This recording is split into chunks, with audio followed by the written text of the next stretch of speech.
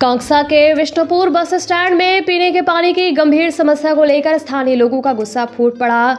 मोलान दीघी ग्राम पंचायत क्षेत्र के इस बस स्टैंड में लंबे समय से 2 ट्यूबवेल खराब पड़े हैं, जिससे आम लोगों को भारी परेशानी का सामना करना पड़ रहा है।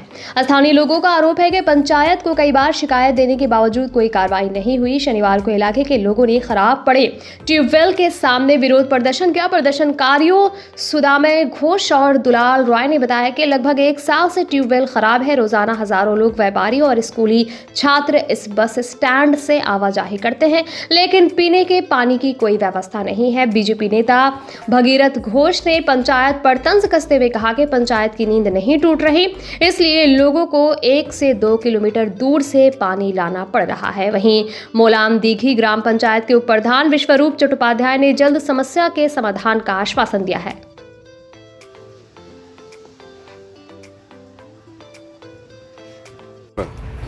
আমরা এর আগে বাস স্ট্যান্ডে উপপ্রধান এবং গ্রামের যিনি মেম্বার আছেন বারবার কমপ্লেন করা সত্ত্বেও, দরখাস্ত দেওয়া সত্ত্বেও কোনো কার্যকরী নেই। বিগত 1 বছর ধরে এই টিউবওয়েল বন্ধ আছে।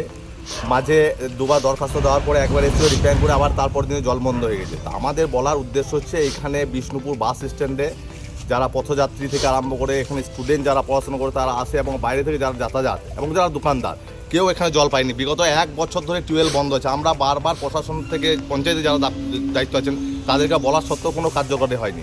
তাই আজকে আমরা রাস্তায় এখানে এসে কলের কাছে আন্দোলন করতে বাধ্য হয়েছি। যদি উপপ্রধান বলেছে যে 2 দিনের মধ্যে আমরা সাবমার্শাল এখানে বসিয়ে দেবো, যদি না বসায় আমরা জনসাধারণের কাছে আবেদন করব এবং যারা স্টুডেন্ট আছে প্রত্যেককে আমরা রাস্তার মধ্যে ধর্ণা বসাতে বাধ্য হব যদি না কল হয়। বিষয়টা নিয়ে এলাকার মানুষের সঙ্গে আলোচনা হয়েছে। আমি আজকে শুনেছি এরকম একটা কিছুজন মানুষ রাস্তায় ধর্নায় বসেছিল। আমি দেখছি বিষয়টা এবং সোমবারের মধ্যে একটা নিশ্চিত ব্যবস্থা আমি করব। সোমবার